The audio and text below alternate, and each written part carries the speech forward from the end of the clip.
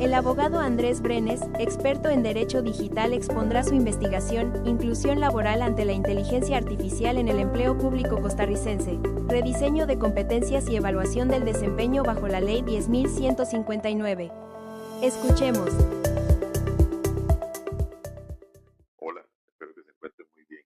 Mi nombre es Andrés Brenes y hoy voy a hablarles de un tema súper interesante, la IA, pero enfocada en el empleo público. Pero antes de todo, quiero confesarles un error que cometí en esta investigación. Durante casi 2 años trabajé en una institución pública con más de 3.000 empleados, ayudando a implementar lo que fue la nueva ley marco del empleo público. Llegué con un supuesto metidísimo en la cabeza, el mismo que probablemente van a tener ustedes, que las personas mayores, las que lleven 20 o 30 años en el Estado, las que están a punto de pensionarse, iban a ser las mayores perjudicadas con la llegada de la inteligencia artificial. Y realmente, pues, estaba equivocado. Cuando encuesté a 165 servidores públicos para esta investigación, encontré que el grupo de 55 años o más era de lejos el que más usaba la inteligencia artificial. Casi todas las semanas, 85% de uso. Más de los 30, más de los 40. El estereotipo que yo cargaba y que cargamos pues todos como país simplemente no era cierto. Y esa sorpresa fue apenas la primera de varias que pues cambiaron por completo la pregunta que yo creía estar respondiendo.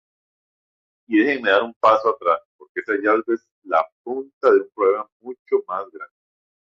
La inteligencia artificial está entrando con todo al Estado de Costa Rica, más rápido que las reglas que deberían ordenar. Hoy tenemos dos instrumentos legales casi simultáneos. Por un lado, la ley 10.159, que por primera vez en 50 años ordena el empleo público de más de 300.000 servidores públicos. Por otro lado, la Estrategia Nacional de Inteligencia Artificial, que nos convirtió en el primer país de Centroamérica con una política pública exigida y explícita de ella. El problema es que estas dos leyes no se confabulan, no se unen. La ley de empleo público no menciona la inteligencia artificial ni una sola vez. Y la estrategia de ella reconoce que hay que recapacitar y capacitar y educar a las personas, pero no dice cómo hacerlo dentro del régimen del empleo público que ya está quizás un poquito abultado de todo el tema de capacitaciones. Y en el medio de esta grieta enorme, en el silencio entre estas dos normativas, se juega algo muy serio. Costa Rica ya vivió en el 2022 un ciberataque bastante importante que nos obligó incluso a declarar emergencia nacional. Aprendimos por las malas que la capacidad digital del Estado no es un lujo. La pregunta ahora es si vamos a gestionar la llegada de la IA de manera que incluya a los servidores más vulnerables o de manera que los deje atrás y pongamos en riesgo toda la seguridad del Estado. Esa tensión me llevó a una pregunta concreta. ¿Cómo rediseñamos las competencias y la evaluación del desempeño en el empleo público, claramente, pero bajo la ley 10.159, para que nadie quede excluido durante esta transición hacia la inteligencia artificial? Para responderla, pues claramente no me queda en la teoría. Combiné dos cosas. Una encuesta en la que participaron 165 servidores públicos de diversas instituciones del país y el análisis de 5 marcos legales, algunos vinculantes y otros como una simple referencia. Desde la Ley Marco del Empleo Público, que es la 10.159, hasta el Reglamento Europeo de Protección de Datos y la nueva Ley de Inteligencia Artificial de la Unión Europea, que centra toda su legislación en cuanto al riesgo hacia las personas. Los datos no confirmaron lo que yo esperaba, lo reencuadraron, lo reacomodaron. Primero, la exposición a la IA es amplia y no se ordena por edad. Ya les conté del 85% en los mayores, pero el patrón completo dice algo más profundo. El riesgo no depende de la generación a la que uno pertenece, sino del tipo de tarea que una persona realiza dentro del Estado. Asumir que los mayores son el problema no es injusto, es una mala decisión de gestión, porque te hace vigilar el lugar equivocado. De hecho, cuando le pregunté a los servidores quiénes creían que eran los más vulnerables, más de la mitad señaló que los mayores de 50, el mismo grupo que en los datos resultó quienes más utilizaban la IA y además el que más está dispuesto a aprender.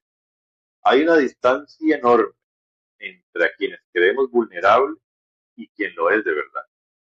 Y la política seria tiene que basarse en el diagnóstico, no en el estereotipo ni en el prejuicio.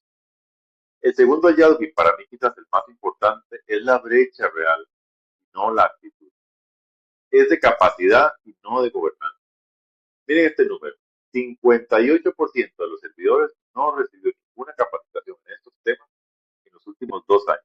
Ninguna. Cero en 2 años. Y aquí está lo revelador. La gente quiere aprender. 3 de cada 4 servidores sienten curiosidad o entusiasmo por la IA. Claramente, es un momento de total innovación. Apenas un 5% deben perder su empleo por la IA. Entonces, si no le temen a la máquina, ¿a qué le tienen miedo? Lo que más les preocupa es que usen datos sensibles sin garantías y que se adopte la IA sin capacitar a nadie, que un robot lo reemplace, pues que al final estén al final de la lista. Esto cambia toda la conversación. El servidor público costarricense no le teme tanto a la inteligencia artificial como a una transición mal gobernada. Y hay un matiz final que lo amarra y lo une todo eso. Cuando uno mira de cerca lo digital, no es una sola cosa, son tres. La alfabetización digital básica, usar el correo, buscar información, está bastante consolidada. La alfabetización en IA, saber pedirle bien a la herramienta, saber crear prompts, dudarle la respuesta, recordemos de la alucinación constante que tiene mucha IA, está rezagada, aunque la usemos todos los días. Y la más débil de todas y la que más angustia le genera a los funcionarios es la gobernanza del dato.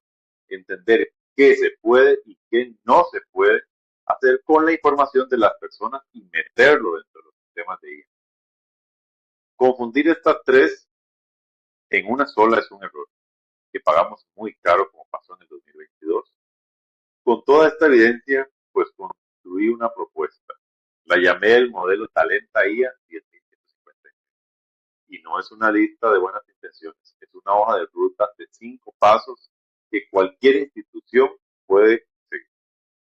El primero sería diagnosticar, pero diagnosticar por tarea y por rol, no por edad.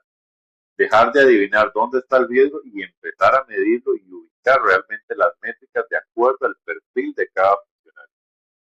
Como segundo punto hay que priorizar, construir un mapa de todas las vulnerabilidades que pese a 3 cosas, alfabetización, al territorio y al poder de negociación de la persona dentro de la misma organización. ¿Con qué regla estricta?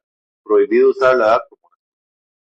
El tercer punto sería rediseñar, levantar las competencias en estas 3 alfabetizaciones y poner el esfuerzo donde la brecha es real, la IA y la gobernanza. Como punto número 4 tenemos la evaluación. Y aquí soy bastante categórico, sí se puede incorporar un factor de IA en la evaluación de desempeño, pero solo después de capacitar a todo el mundo, o sea, todo el conglomerado de funcionarios públicos, con supervisión humana, con transparencia y con derecho a apelar. Ninguna decisión sobre una persona puede depender únicamente de una máquina. No se puede crear a partir de un algoritmo. Eso no es una opinión mía. Es lo que exige el propio artículo 22 del Reglamento Europeo y la nueva ley de IA. Como punto número 5, acompañar. Y este paso decide si todo lo anterior sirve o no sirve. Porque la voluntad de aprender existe, ya lo vimos. Pero si la institución no financia la capacitación, no busca personas profesionales, no busca lograr que el funcionario aprenda, y además que brinde un tiempo protegido dentro de la jornada para hacerla, no pasa nada, no va a funcionar. La buena intención no capacita a nadie. Déjeme cerrar volviendo un poco al inicio. Empecé pues confesándoles propiamente que me había equivocado con aquel supuesto, aquel prejuicio que yo mismo tenía sobre la edad, y creo que como país todavía estamos a tiempo de no equivocarnos en algo más grande. Porque la pregunta de fondo no es si la inteligencia artificial va a transformar el empleo público. Eso ya está pasando, eso ya es un hecho probado. La pregunta es si esta transformación va a ser justa. Y la respuesta, según lo hallado en esta investigación, no la decide la tecnología. La deciden dos cosas profundamente humanas a la vez: capacitar bien a la gente y gobernar la adopción con justicia. La tentación cuando llega una herramienta poderosa es ponerla en el centro y preguntar a cuánta gente nos ahorramos en este proceso. Yo propongo lo contrario, poner a las personas en el centro, y es lo que hace la propia legislación en Europa, y preguntarnos cómo las llevamos con nosotros. Tenemos 300.000 funcionarios públicos. La inteligencia artificial no tiene por qué dejar a ninguno atrás, pero eso no va a ocurrir solo. Va a ocurrir si decidimos deliberadamente que la inclusión y no la mera eficiencia sea el corazón de esta transición. Una transición justa y necesaria para tener un Estado que cada vez brinde un espacio y un servicio adecuado al ciudadano.